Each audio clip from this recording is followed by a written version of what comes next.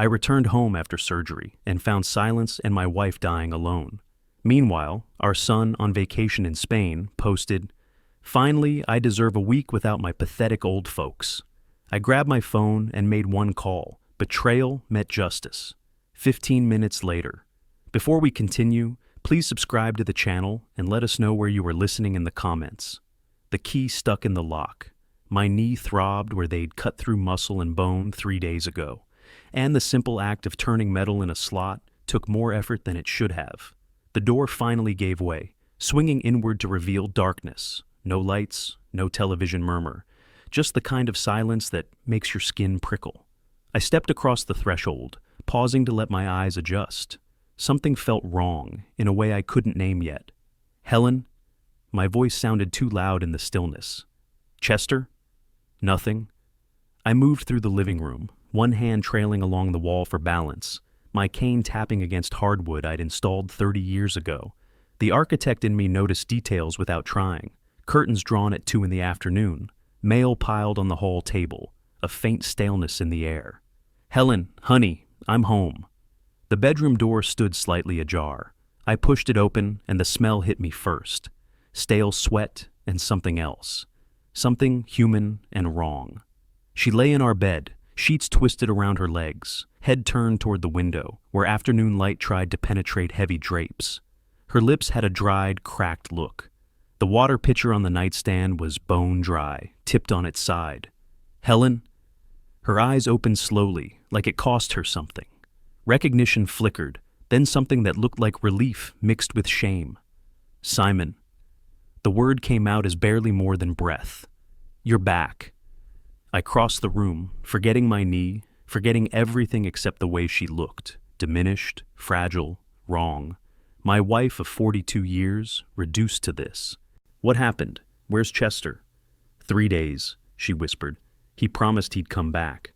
The words landed like stones in still water. I pulled the chair closer, sat down carefully, and took her hand. It felt like paper, dry and delicate. "When did he leave, Helen?" "Tuesday. I think Tuesday." Her eyes searched mine, looking for something I wasn't ready to give yet. "He said just 2 days. Quick trip. Had to get away for a bit. He'd earned it," he said. Tuesday. I'd gone into surgery Wednesday morning. Today was Friday. The math assembled itself in my head with architectural precision. "Did he leave you water?" "He brought the pitcher, filled it. I remember that." She swallowed with visible effort. "I couldn't. The wheelchair's in the corner. I couldn't reach." I looked. The wheelchair sat against the far wall, impossibly distant from the bed. Chester knew his mother couldn't walk unassisted. He'd positioned it there anyway. "I'm calling for help," I said, pulling out my phone. "Don't be angry with the boy." I didn't answer that. The dispatcher picked up on the second ring, and I gave our address in the calm voice I'd perfected over 40 years of dealing with contractors and clients. My hands stayed steady. That would come later. The paramedics arrived in 14 minutes. I opened the door for 2 women who moved with practiced efficiency, asking questions while they worked. How long had she been without fluids? Did she have any medical conditions? Where was her caregiver? "My son," I said, watching them check Helen's vitals. "He was supposed to be here." They exchanged a look I'd seen before, in other contexts. The kind of look that says everything without saying anything. "She could have," the younger one started, then stopped. "We need to transport her." "I'll follow," I said. After they wheeled her out, I stood in the empty bedroom, looking at the evidence. Unopened medication bottles lined up on the nightstand. A glass just out of reach. The wheelchair, deliberate in its distance. I checked Chester's room next. Clothes scattered across the floor, drawers yanked open, hangers empty. The passport that usually lived in his desk drawer was gone. I knew because I'd seen it there last week, when I'd borrowed his printer. The front door opened as I came back down the hall. Mrs. Patterson from next door, carrying a casserole dish wrapped in aluminum foil. "Simon, you're back. How's the knee? Have you seen Chester?" She blinked at the question, at something in my tone. "Tuesday morning early. He had big suitcases. Said something about finally getting a break." She smiled uncertainly. "Looked happy. Tuesday. Is everything all right?" "Everything's fine. Thank you for checking." I took the casserole and closed the door with careful control. In the kitchen, I found takeout containers in the trash, Chinese food, one meal's worth. Chester had eaten before he left, sometime Tuesday morning, fed himself, packed his bags, and walked out while his mother slept. My phone felt heavy in my pocket. I pulled it out, opened the browser, navigated to Chester's profile. The page loaded slowly, and for a moment, I almost hoped it wouldn't load at all.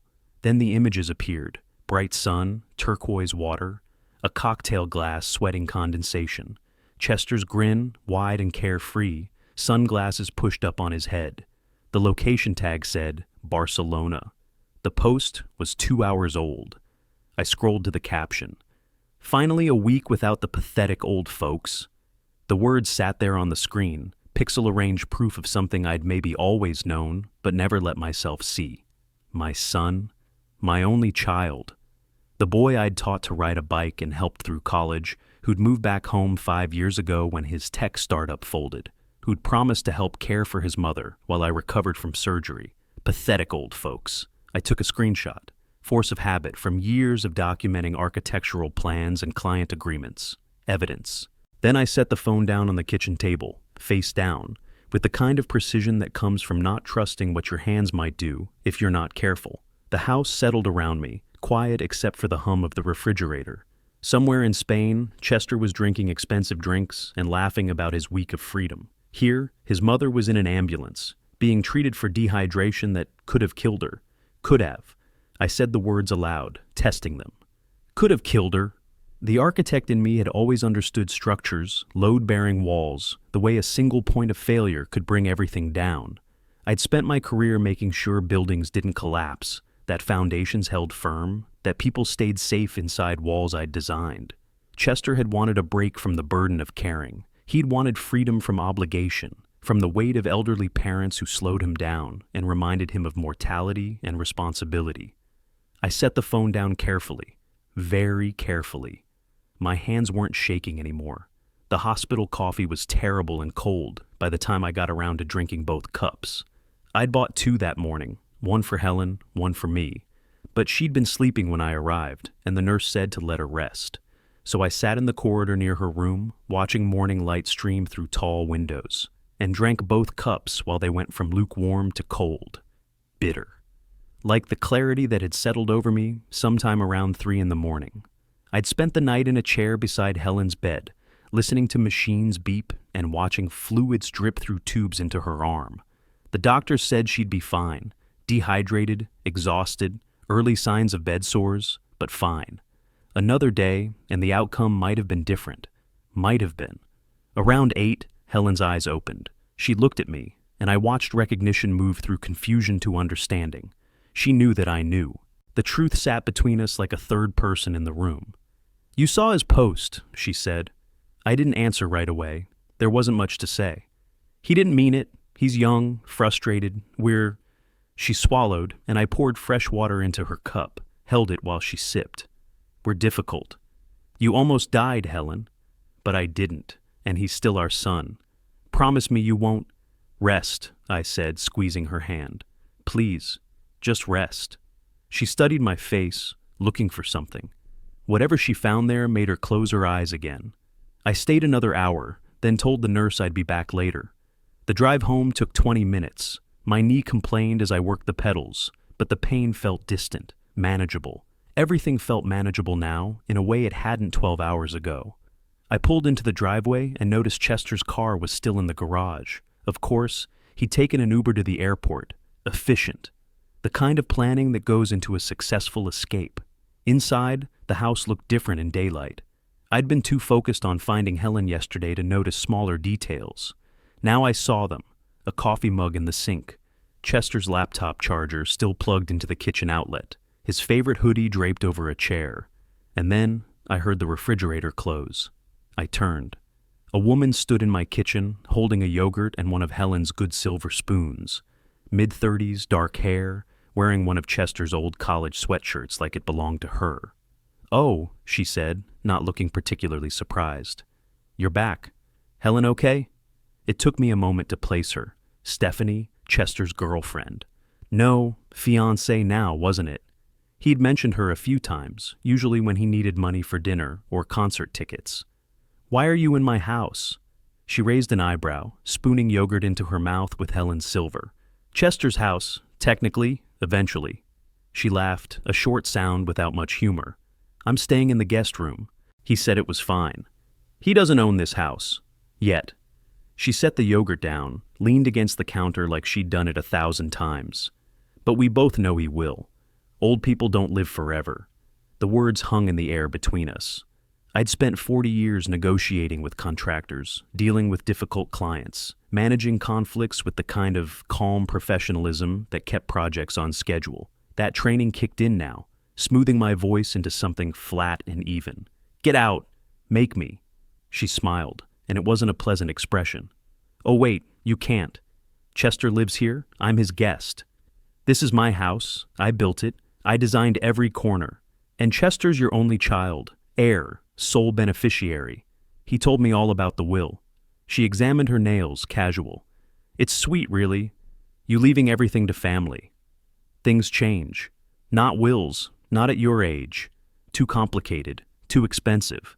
She picked up the yogurt again. Besides, Chester said you're old school. You'd never cut off your own son. I moved carefully toward the study, each step measured. You'd be surprised what I can do. Where are you going? My study. Feel free to let yourself out. Behind me, I heard her laugh again, heard the refrigerator open and close, heard her moving through my house like she had every right, like it was already hers. In the study, I closed the door and stood for a moment, letting my breathing settle. The safe was behind the bookshelf, hidden in a cavity I'd designed into the wall when I'd built this place. Only Helen and I knew about it. The combination was our wedding date, which Chester had never bothered to remember. The door swung open with a quiet click. Inside, among other documents, was the will. I'd drawn it up 15 years ago, when Chester graduated college and we'd still believed he'd make something of himself. Everything split between Helen and Chester, with Chester getting the house when we were both gone. I pulled it out, carried it to the desk, laid it flat under the green-shaded lamp. The paper looked official and permanent, all those legal words arranging our lives into neat categories and clauses. Sole beneficiary. I left the will on the desk and pulled out my phone. Angela Ray had been my attorney for 20 years, handling everything from business contracts to estate planning. Her number was in my contacts under legal. She answered on the third ring. Simon, is everything all right? It's late. I glanced at the clock. 7:30. Not late, but later than I usually called. I need to change my will, completely. Remove my son. Silence on the other end, the kind that means someone's recalculating. That's significant. Can this wait until normal business hours? No, tomorrow morning, first appointment. This is urgent. Another pause. When Angela spoke again, her voice had shifted into a different register, the one she used for serious legal matters. Understood. 9 a.m., my office. Bring current documents and identification. I'll be there. Simon, she said, and something in her tone made me stop. These kinds of changes, are you certain? I've never been more certain of anything. After I hung up, I sat in the darkness of my study, the will still on the desk in front of me, Stephanie's movements audible somewhere in my house. The document represented 40 years of building something, of believing family meant protection and continuity. Chester had been the foundation of that belief. Foundations could be rebuilt. I'd done it before with buildings that needed saving. You exposed the damage, cut away what was rotten, and poured new concrete. By this time tomorrow, that piece of paper would mean nothing. And Chester, he'd finally gotten his break. Permanent. Angela Ray's waiting room smelled like leather and old money. I sat in one of those expensive chairs that made you feel important, or at least like your problems were worth expensive solutions. Through the glass door, I could see Angela's mahogany desk, the walls lined with legal texts that probably cost more than most people's monthly rent. I'd arrived 15 minutes early. The manila envelope on my lap contained everything. Screenshots printed in color, Helen's hospital discharge summary, the old will with Chester's name highlighted as sole beneficiary. My knee throbbed, a dull reminder of surgery that felt like it had happened months ago instead of days. The receptionist smiled at me over her computer. She's ready for you, Mr. Watkins. Angela's office was exactly what I'd expected. Professional, efficient, the kind of space where serious things got done. She stood when I entered, shook my hand with the right amount of firmness. "Simon, please sit." She gestured to a chair across from her desk. "Tell me exactly what happened. Start from when you got home." I arranged the documents on her desk in chronological order. Timeline first, medical records second, social media evidence last. The architect in me couldn't help but organize things logically, even when the content made my stomach turn. I found my wife dying. My son was in Barcelona, posting vacation photos. Angela picked up the printed screenshots, studied them with the neutral expression, lawyers perfect over years of hearing terrible things. "These are remarkably callous. That's my son, or who he's become." I tapped the hospital summary. "She was alone for 3 days. No water, no medication. Could have died, but didn't. No thanks to Chester." Angela set the papers down, folded her hands on the desk. "You want him removed from your will. I can do that. But first, let me show you something better." For the next hour, she walked me through Florida state law. Simple will changes, she explained, invited contests after death. Unhappy heirs could tie up estates in probate for years, especially if they claimed undue influence or mental incompetence. What's the difference between changing the will and creating this trust you're describing? A will can be contested for years. A trust is immediate, irrevocable in effect. She pulled a legal pad closer, sketched a simple diagram. You transfer assets now, control them while you're alive, designate beneficiaries who receive everything automatically upon death. No probate, no contest period. He can't fight what's already done. I took notes, treating this like a construction project. Load-bearing decisions, structural integrity, long-term stability. Your total estate, she consulted the documents I'd brought, approximately 1.2 million. You're transferring everything to the MS Foundation? Everything. The house I designed, every dollar I saved. Chester gets nothing. Angela leaned back, and for the first time her professional mask cracked slightly. "Simon, I have to ask, is there any chance you'll reconcile? This is permanent in effect, even if legally revocable." "He left his mother to die alone. That's permanent too." She nodded slowly. "Understood. Let's proceed." The document preparation took until late afternoon. Angela had templates, but each clause needed customization. Asset descriptions, trustee designations, beneficiary details. I read every paragraph before initialing, used my architectural drafting pen, the one I'd used to sign the final plans for the house 40 years ago. "How long does this take?" "We can have documents ready today, notarized tomorrow, effective immediately." "Do it." The next morning, I drove to Milton Willis's notary office across town. Milton was older than me, retired from a long career in real estate law, and I'd worked with him on several architectural projects decades back. "Simon?" He shook my hand carefully, eyeing my cane. "Heard about Helen. How's she doing?" "Better now. She's home." "Good, good." He gestured to the documents Angela had couriered over. "Let's make this official." The notarization process was methodical. Signature verification, witness statements, official stamps that made everything real in a way signatures alone couldn't. Each page got its seal, its proof of legitimacy. By late afternoon, I was back in Angela's office. The documents sat on her desk, complete and binding. "These documents are active now." Angela pulled up her email program. "Do you want Chester informed, or should we wait?" "Inform him, immediately." "He's still in Spain. This will end his vacation rather abruptly." "Good. He ended Helen's life abruptly. Fair's fair." Angela typed with practiced efficiency, attaching the complete trust documentation. "Official notification with complete documentation.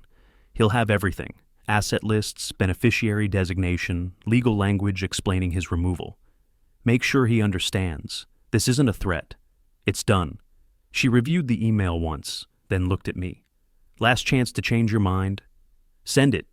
Her finger hovered over the button for just a moment, then clicked. The screen showed the sending animation, that little progress bar that felt simultaneously too fast and too slow. "Done." Angela closed her laptop. "He'll have it within minutes." I sat there, watching the afternoon light angle through her office windows, and felt something settle inside me. Not peace, that would come later, if it came at all, but certainty. The first real move in a game I hadn't chosen to play, but one I'd finish on my terms. "Thank you, Angela." Just doing my job. She stood, walked me to the door. Simon, Chester's going to react badly. Be prepared for that. I know. What I didn't say was that I was counting on it. The phone started ringing an hour later. I was home, sitting in my study with a glass of water. Not whiskey, though the bottle sat on the shelf where I could see it. Discipline mattered now more than comfort. Chester's name lit up the screen. I watched it ring until voicemail picked up. 30 seconds later, it rang again, then again. 27 calls. I counted every single one. The voicemail started around call 5. His voice progression told the story better than any words could. First message, confusion, seeking clarification. Dad, I got this weird email from your attorney. Call me back. By message 10, anger breaking through. What is this? You can't just give everything away. I'm your son. Message 15, desperation creeping in. You're making a huge mistake. Stephanie's talking to lawyers. You can't just steal my inheritance. I listened to them all while watching the sunset through my study window. Each message another piece of evidence, another demonstration of who Chester really was when he didn't get what he wanted. The texts came next. Stephanie joined in, her messages shorter, angrier. You're a cruel old man. That house belongs to Chester. We'll fight this. I set the phone face down on the desk and went to make dinner. Helen came home the next morning. I'd hired Maria, a professional caregiver with 12 years of experience with MS patients. She arrived at 8, carrying a medical bag and an air of competent calm that immediately made the house feel different. Maria, this is Helen, my wife. She needs medication at 2, 6, and 10. Her chart's on the nightstand. I've worked with MS patients for 12 years, Mr. Watkins. She's in good hands. Helen looked up from the bed, her voice still weak but clearer than it had been. Is Chester coming by today? The question landed in my chest like a weight. He's been traveling. He'll visit when he can. Maria read the tension in my non-answer, gave Helen a gentle smile. Let's get you comfortable, Helen. Can you tell me about your medication schedule? I left them to it and went back to the study. The waiting was the hardest part. I knew Chester would come. Emergency flight from Barcelona to Tampa, then the drive down to Sarasota. Expensive, last minute, probably wiping out whatever money he had left. The thought didn't bother me at all. He arrived on the 6th evening, just after 7. I heard the car door slam, then his key in the lock. He still had his key, still had access but no ownership. The irony wasn't lost on me. Where are you? His voice carried through the house. Dad! I stood in the living room, positioned carefully so my back was to the hallway, not the wall. Physical space mattered in confrontations. You're back early. Barcelona not agree with you? He appeared in the doorway. 10+ hours on a plane showed in every detail. Bloodshot eyes, wrinkled clothes, hair unwashed and pulled back into a sloppy ponytail. Stephanie followed a step behind, looking uncertain for the first time since I'd met her. Don't! Chester's voice shook. Don't you dare joke. What did you do? The trust, the foundation, everything to charity? I made arrangements for my estate. Adults do that. Your estate? That's my inheritance. You can't give it all away. Actually, I can. I did. I kept my voice level, conversational even. The calm seemed to enrage him more than shouting would have. This is because of Mom. She's fine. She's home now, right? No thanks to you. You left her to die. I didn't. It was just a few days. I needed a break. The word break hit something cold in my chest. You needed a break. She needed water, food, her medication. Which mattered more? Chester stepped forward, hands gesturing wildly. Dad, I'm sorry. I'll do better. Just change it back. Please, we can fix this. You lost the right to call me Dad when you posted that picture. Pathetic old folks. Remember? Stephanie moved up beside him. He didn't mean it like that. I looked at her directly for the first time since they had arrived. You told me this house would be yours soon. Did you mean that? She went quiet. Chester's desperation shifted into something harder. I'll sue. I'll contest it. You're old. You were on pain medication after surgery. The trust was created 4 days after my surgery. I was fully lucid. 2 attorneys and a notary will testify to that. There has to be something. Undue influence, coercion. Try it. I sat down in my chair, made him stand while I sat. Another power position, another subtle message. Spend what little money you have left on lawyers. The law is clear. The property is mine to dispose of as I choose. I'm your son! The words came out almost like a wail. No, you're someone who shares my DNA. A son would have checked on his mother. Chester lunged forward, finger jabbing toward my chest. I didn't move, didn't flinch. Behind me, I heard Maria's voice from Helen's room, concerned and professional. Mr. Watkins, is everything all right? I kept my eyes on Chester. Everything's fine, Maria, I called back. Then, quieter, just for Chester, you should leave now. Before you do something you'll regret even more than Barcelona. I woke early the next morning to silence, broken only by Maria's quiet movements in Helen's room. The confrontation with Chester felt like something from another lifetime, though it had been less than 12 hours. I stood in the kitchen, coffee cooling in the cup I'd forgotten to drink, and understood what the silence meant. Chester and Stephanie were still here, still asleep in the guest room. They hadn't left. They weren't going to leave. This was going to be a siege. The next 2 weeks unfolded in a kind of toxic choreography. We avoided each other but shared the same space, passing in hallways without speaking, hearing each other through walls we couldn't escape. Chester made phone calls from the guest room, his voice rising and falling in frustration. I'd hear snatches through the thin walls, words like undue influence and diminished capacity and has to be something. One afternoon, I heard a phone hit the wall. Then Chester's voice, raw, useless, all of them. Stephanie played music loudly, left dishes in the sink, tracked mud across floors Helen had kept pristine. Passive-aggressive warfare, the kind that can't quite be called out but grinds on you anyway.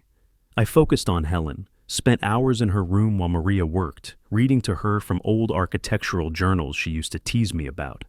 Still boring after all these years, she'd say, back when she could. Now she just lay there, eyes closed, breath shallow. Maria pulled me aside one morning in mid-February. Her vitals are stable, but she's fading. It's not dramatic, just gradual. I knew, had known for days, maybe weeks. The way Helen squeezed my hand had changed. Less strength, more desperation, like she was trying to hold on to something slipping away.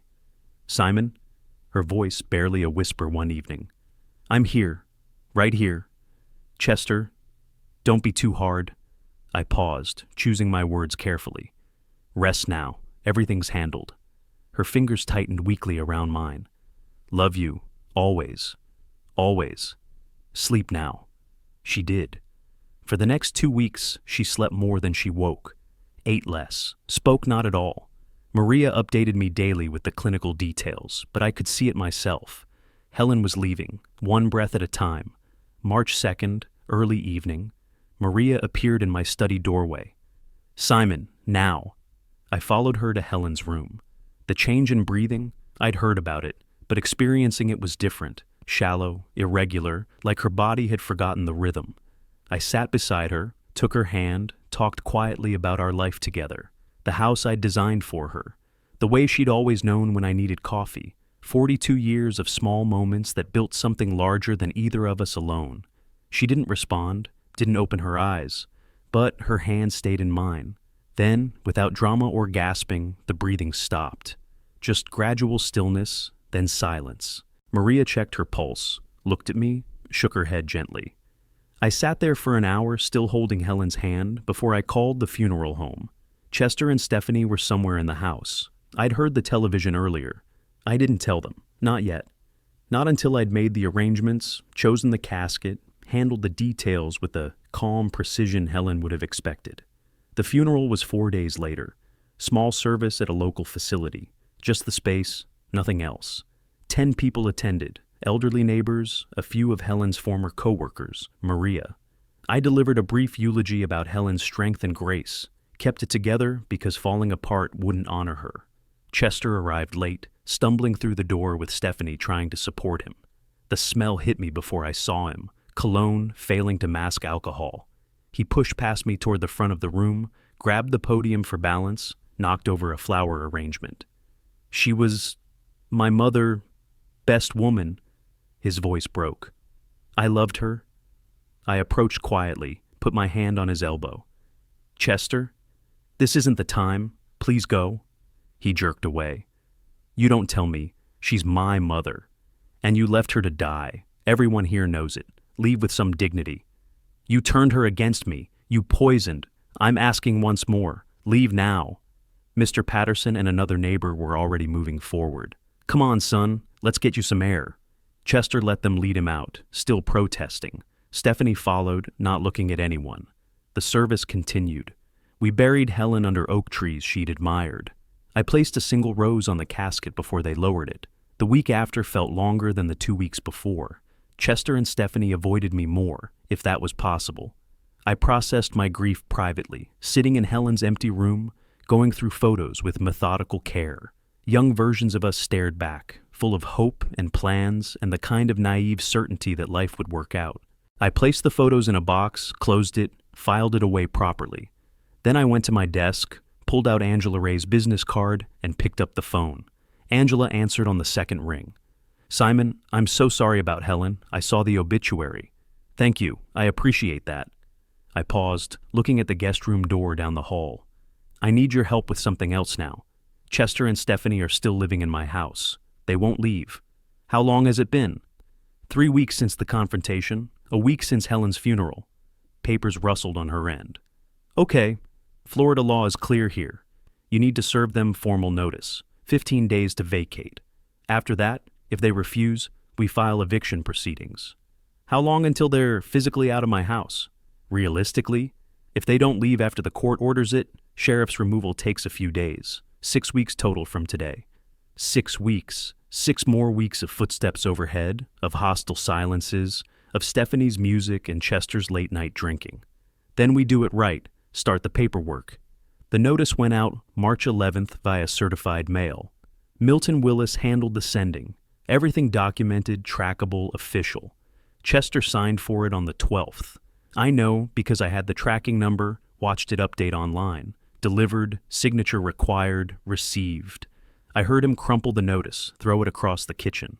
"Evict me? Your own flesh and blood?" I didn't look up from my newspaper. My flesh and blood left his mother to die. The courts don't care about DNA. "Where am I supposed to go? We have no money." "You had money for Barcelona. Figure it out." Stephanie tried diplomacy for the first time since Helen's death. "Simon, please. We can pay rent. We'll contribute." "No, this isn't negotiable. You have until the 26th. I mark the calendar in my study. Each day, a small X. March 14th, 15th, 16th. The house felt like it was holding its breath, waiting. They didn't leave. March 26th came and went. I took photos through my study window, Chester's car in the driveway, lights on in the guest room. Documentation. Mrs. Patterson from next door signed a statement confirming their continued presence. I called Angela the next morning. "They're still here. You want to proceed with the lawsuit?" "Immediately. I've documented everything." "Okay, I'll file tomorrow morning. You'll need to be present for the hearing." I wouldn't miss it. The lawsuit filed March 27th. The hearing got scheduled for April 15th, 19 days away. The legal machinery had started grinding, slow but inexorable. April 1st, a process server appeared at my door. Professional woman, clipboard, and legal papers. "Is Chester Watkins present?" "Guest room, down the hall." She knocked. Chester opened the door, shirtless, confused. She handed him the papers. "You've been served. Have a nice day." He stood there holding them, reading, face going through stages of disbelief. "You're actually suing me, your own son. You made your choice in Barcelona. I'm making mine now. Mom would be ashamed of you." I finally looked up from the newspaper I'd been pretending to read. "Your mother asked me not to be too hard on you, but she also asked you not to leave her alone. We both broke promises." He retreated to the guest room. I heard raised voices, Stephanie's frustrated tone, Chester's defensive responses. "April 5th, Angela called. You got countersued. Chester's claiming you were mentally incompetent when you created the trust. I'd been expecting this. Desperation makes people predictable. I was 4 days post-surgery, knee replacement, local anesthetic, some mild pain medication. Were you impaired during our meeting? You were there, was I? You were sharper than most clients." Her voice carried certainty. "We have witnesses, me, Milton, my paralegal, plus video timestamp from office security showing you lucid and deliberate. So he can't win. He can try, but this is desperation, not a legitimate legal strategy. It'll fail. Question is whether you want to countersue for frivolous litigation. I considered it. More legal fees for Chester, more pressure, more consequences. Let's see how the eviction hearing goes first. Fair enough. Start gathering every piece of documentation you have, medical records, pharmacy receipts, anything proving you were clear-headed after surgery. Already done. I had boxes organized by date in my study. Every prescription, every follow-up appointment, every lucid conversation documented in Maria's care notes. Of course you do. Angela actually laughed. Simon, we're going to bury this claim, and then we're going to bury him in that eviction hearing. I smiled for the first time in weeks. That's the plan. I stood in my closet the week before the hearing, selecting a suit. Navy blue, conservative, respectful. Not for Chester, for the judge. On my desk sat 3 binders, witness statements, medical records, timeline documents. Angela had called my preparation overkill. I'd called it architecture. Every detail mattered when building a case. April 15th arrived with Florida sunshine and the kind of clarity that made everything sharp-edged. The Sarasota County Courthouse smelled like floor polish and anxiety. Angela and I arrived 30 minutes early. Chester and Stephanie showed up 12 minutes late, trailing a young attorney who looked fresh from law school. Judge Martinez was middle-aged, efficient, the kind of person who'd heard every excuse twice. She read through the filings quickly while we waited. Mr. Watkins, you're evicting your son from your home. Can you explain why? I kept my voice level. Your Honor, Chester Watkins abandoned his bedridden mother for a vacation overseas. She nearly died from neglect. He's not my son in any meaningful sense anymore. Chester's attorney stood quickly. Objection. Irrelevant to the eviction proceeding. Overruled. Judge Martinez didn't look up from the documents. It establishes why there's no informal family arrangement. Mr. Watkins has legal right to his property. Angela presented our case like she was building a wall, brick by brick, certified mail receipts, timeline documentation, no lease agreement, no rent payment history. Chester's attorney tried the hardship angle. Nowhere to go, family dispute, not legal matter, but it fell flat against the evidence. The ruling took less than 20 minutes. Chester Watkins must vacate the property by May 15th, 30 days from today. Chester shot to his feet. This is my home. Judge Martinez's eyes went cold. Sir, one more outburst and I'll hold you in contempt. This is my courtroom. He sat down. I remained silent throughout, letting the law speak for itself. The competency hearing came a week later, April 22nd. Same courthouse, different room, bigger, more formal, higher stakes. Chester's attorney presented their case first. My age, 68. The surgery timing, 4 days post-operation. Pain medication records showing prescriptions filled. Then Angela began dismantling it. Medical records. I'd been prescribed only mild over-the-counter pain relievers, not narcotics. The surgeon's affidavit, minor procedure, local anesthetic, no expected cognitive impairment. Security footage from Angela's office building, timestamp, February 12th, showing me clearly articulate and purposeful, asking detailed questions, making specific decisions. Milton Willis took the stand next. Mr. Willis, in your professional opinion, was Simon Watkins competent when signing the trust documents? Absolutely. Milton's voice carried decades of authority. I've notarized thousands of documents. Mr. Watkins understood every clause, asked specific questions, made deliberate choices. Textbook competency. Chester's attorney tried. But he was 4 days post-surgery. A knee replacement with local anesthetic, not brain surgery. His mind was perfectly clear. Angela testified last, walking the judge through every interaction we'd had. My specific instructions. The questions I'd asked. The legal concepts I'd grasped immediately. Judge Thompson, older than Martinez, more formal, reviewed everything with careful attention, then delivered his ruling. This court finds no credible evidence of diminished capacity. The medical testimony is clear. Minor procedure, minimal medication, no cognitive impact. The video evidence shows Mr. Watkins articulate and purposeful. Claim dismissed with prejudice. Mr. Chester Watkins is barred from refiling this claim. Chester's head dropped into his hands. I heard a sound. something between a sob and a gasp. Stephanie put her hand on his shoulder. I stood, collected my binder, and walked out without looking back. Early May brought their final, desperate move. I'd installed security cameras after Chester moved back in. Just basic doorbell models, but they covered the driveway and mailbox. May 1st, I went grocery shopping. When I returned, Mrs. Patterson flagged me down. "Simon, I saw Stephanie at your mailbox earlier. Looked like she was going through your mail." I thanked her, went inside, and pulled up the security footage. There it was.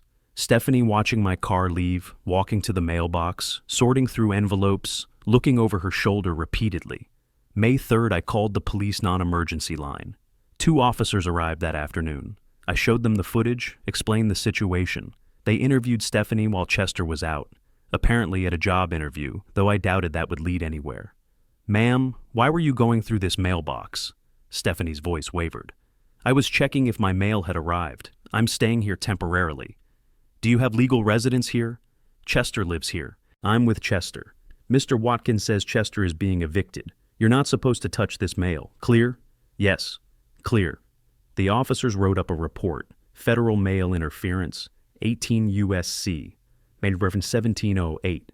Not enough for criminal charges, but enough for an official record. They warned Stephanie not to touch the mailbox again. I filed the police report in my binder with everything else. The days crawled toward May 15th. The house atmosphere had moved beyond toxic into something else. Defeated acceptance. Chester stayed in the guest room mostly, barely speaking. Stephanie packed systematically, reality settling in. May 10th, a small moving truck appeared in the driveway. I watched from my study window as they loaded boxes and furniture. Chester's furniture now, I supposed, whatever he'd bought over the years. They were careful not to take anything that had been Helen's. The day after Chester moved out, I sat in my study with a private investigator's report. I'd commissioned it back in April, during the court battles. $800, money well spent for information Chester never knew I was gathering. The report was thorough. Chester and Stephanie's new address, a 1-bedroom apartment in Northport, 30 miles south, cheap area. Monthly rent, $1,100. Stephanie's new job, retail at a department store, $13 an hour. Chester's employment status, unemployed, job hunting. There was more. The house I'd given Chester 5 years ago, the one he'd lost to a property owner named Herman Olson in a poker game. The PI had tracked that down too.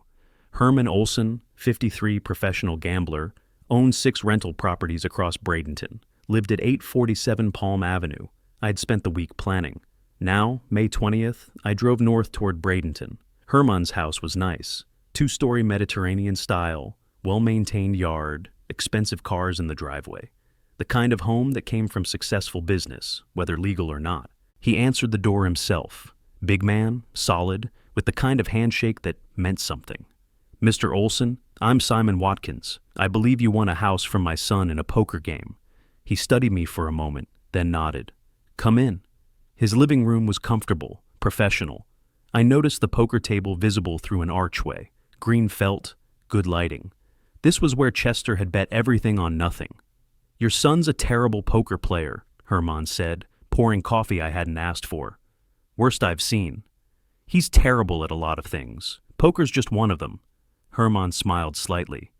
"I'm guessing you're not here for sympathy." "I'm here to buy the house back. It's not for sale. Good property, decent rental income." I pulled out the deed from my briefcase. When I gave that house to Chester 5 years ago, there was a deed restriction. No transfers for 10 years without my consent. Herman's expression shifted. "I didn't see any restriction. My attorney checked." "Check again. Section 4, Clause B. It's recorded with Manatee County, public record since 2020. He took the document, read carefully. His jaw tightened. "This says, you're saying the transfer isn't valid. I'm saying you're holding property you don't legally own, which makes this conversation very important for you." Silence stretched between us. I watched him calculate, the way good poker players do. "If what you're saying is true, why offer to buy it? Just take it back through court." "I could, but litigation takes time, costs money. I'm offering you a clean exit, $320,000. You walk away whole." I paid more than that. Chester's debt was $360 plus. Chester's debt isn't my problem. Current market value is $340,000. I'm offering $320. That's $20,000 under value. Take it or risk losing everything in court." He leaned back, studying me with new respect. "You've got steel, old man. All right, $320,000. 2-week closing. I'll have my attorney draw up the papers." We shook hands again. This time it felt different. Two men who understood the game, even if we'd been on opposite sides. "He said this house was his future," Herman said as he walked me to the door. "Bet it all on a pair of 8s. That sounds like Chester, betting everything on nothing. You're cleaning up his mess. That's rough. I'm done cleaning up after him. This is the last one." I drove back to Sarasota with the windows down, warm May air filling the car. Herman would have his attorney contact Angela by end of week. 2 weeks after that, I'd own both houses, the one I'd built and the one I'd foolishly given away. Chester was in Northport, working retail if he'd found anything at all, living in a 1-bedroom with a girlfriend who was already looking for the exits.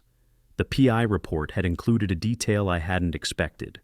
Stephanie on her phone outside their apartment, voice raised, saying, "I can't do this forever." Chester had no idea what I'd just done, no idea I'd recovered what he'd lost, and he wouldn't know until I decided to tell him, if I decided to tell him at all. That uncertainty, that was its own kind of justice. The closing attorney's office in Bradenton had that polished, professional atmosphere where serious transactions happened. May 31st. Herman Olson sat across from me, both of us flanked by attorneys. Documents slid across the mahogany table, deed transfer, wire confirmation, keys on a small ring. $320,000 changed hands electronically. Numbers on a screen, wealth redistributed with keystrokes. Herman signed the final page, pushed it toward the notary, then looked at me with something that might have been respect. "You know, I actually feel bad for your son. Losing this place the way he did." "Don't. He didn't lose it. He threw it away. There's a difference." "Fair enough." Herman stood, offered his hand. "You played this smart, clean. Wish more people handled things like this." I shook his hand firmly. "I'm not handling things. I'm correcting mistakes, his and mine. The mistake of giving him too much, the mistake of thinking he'd earned it."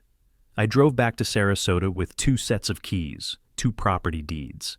At home, I placed both deeds in my safe, side by side. One house I'd built with my own hands. One house I'd given away foolishly and now recovered. Combined value, over $1 million. Chester had no idea. That ignorance was about to become useful.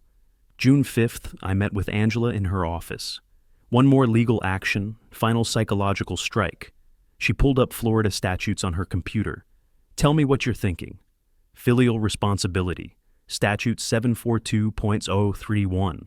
Adult children financially responsible for parents' medical care under certain circumstances. Angela leaned back, studying me. "Simon, this claim is weak. Florida filial responsibility is rarely enforced. Judges don't like it. You paid for Helen's care voluntarily. Hard to prove necessity under the statute. You likely can't win this." "I don't need to win. I need him to think he could lose." Understanding crossed her face. "You're weaponizing the legal system for psychological warfare. I'm using every tool available, just like Chester used my trust when he abandoned his mother." She drafted the letter over the next hour. $47,000 in medical costs, Nurse Maria's wages, medications, medical equipment, doctor visits. Every receipt I'd saved, every invoice, itemized in legal language.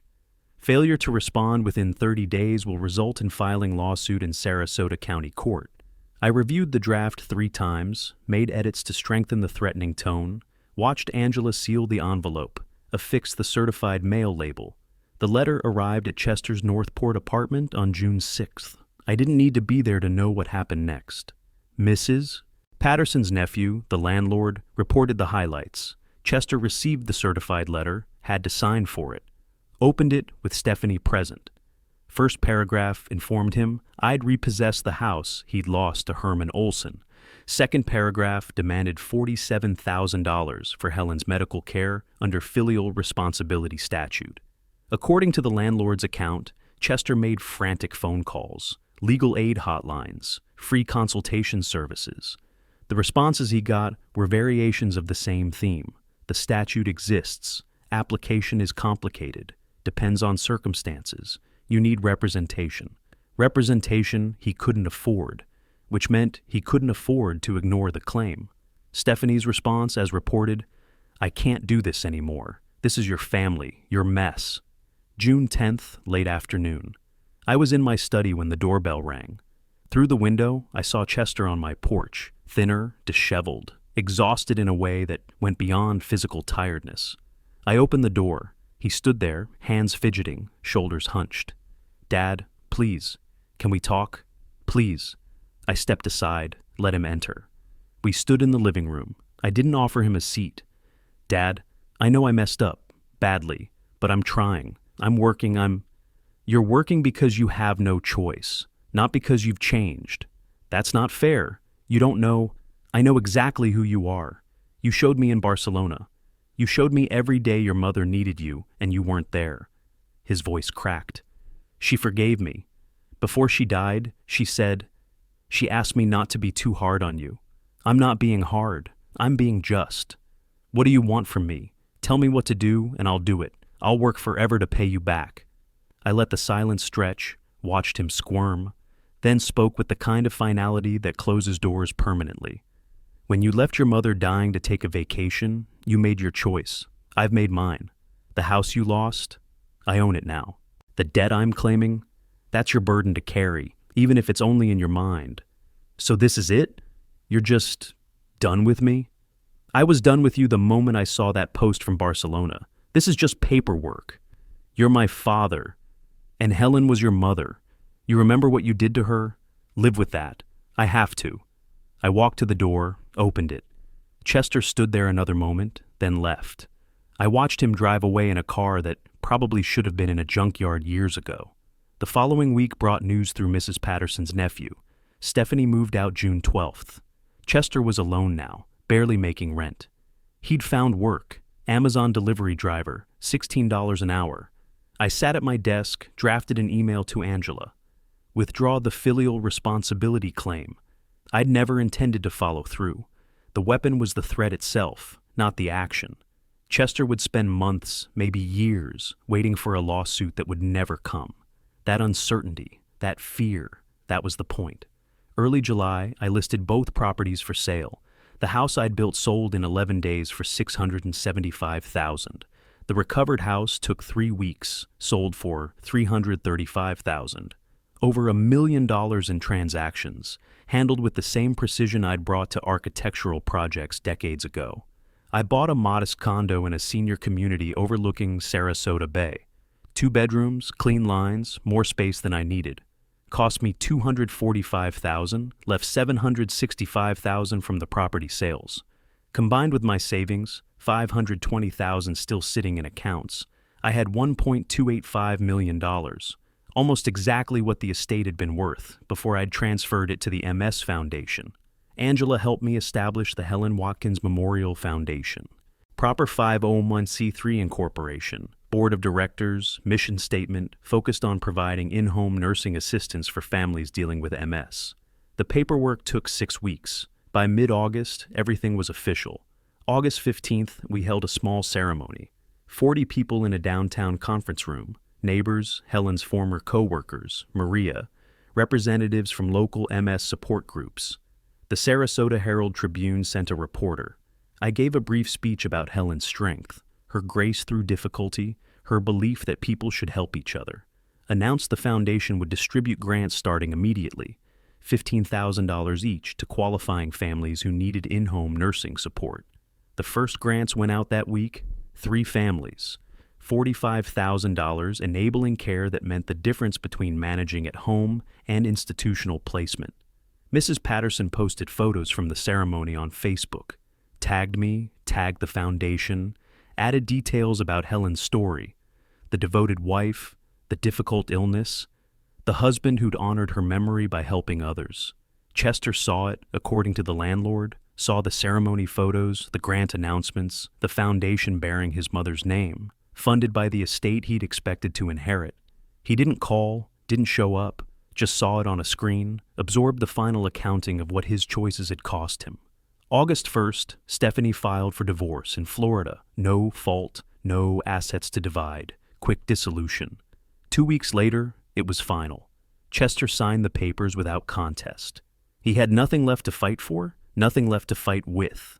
I spent my days at the condo volunteering with the foundation's administrative work, grant applications, family interviews, coordination with nursing agencies.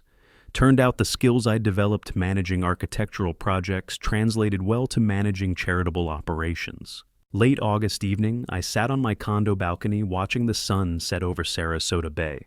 Coffee cooling in my cup, herb garden thriving in small pots along the railing. Simple pleasures, sufficient pleasures. Helen's photo sat on the side table. Our wedding day, young and hopeful. I looked at it, then looked at the bay, the expansive water reflecting orange and gold. The foundation would continue after I was gone. Board members committed, funding secure, mission clear. Helen's name would help families for decades. That mattered more than any revenge. Chester was in Northport, working a delivery route, living in a one-bedroom apartment alone. He'd lost his inheritance, his house, his wife, his father. He'd gained exactly what his choices had earned him, isolation and consequence. I'd achieved what I'd set out to achieve, justice, not vengeance, punishment proportional to harm. Helen honored, not through bitterness, but through purpose. The sun touched the horizon, light spreading across the water in patterns that seemed deliberate, but were just physics and circumstance. Like justice, perhaps. Natural law playing out over time. I wasn't happy. Helen was still gone. That wound would never fully heal. But I was at peace. The books balanced. The architecture of consequence properly constructed. Chester living with his choices. Helen's memory living in meaningful action. I finished my coffee, stood, brought the cup inside.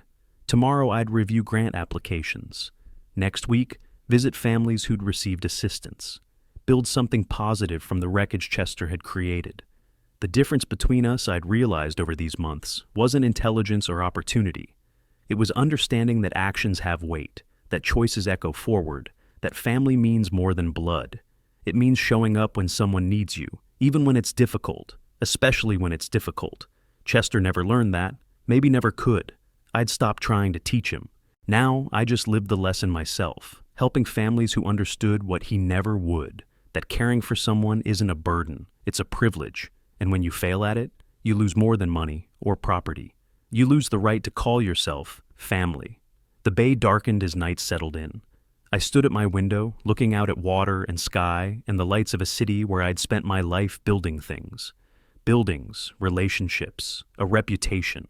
Now, a foundation that would outlive me. Chester was out there somewhere in the darkness, delivering packages to strangers' doors, counting pennies, sleeping in a cheap apartment with walls thin enough to hear neighbors' lives continuing around him, alone with his choices. I turned from the window, closed the blinds, and went to bed. Tomorrow would bring more grant applications, more families needing help, more opportunities to transform Helen's suffering into someone else's relief. That transformation, tragedy into purpose, pain into help, that was the architecture I'd been building all along. And unlike Chester, I'd built it to last. If you like this story, please like this video, subscribe to the channel, and share your impressions of this story in the comments.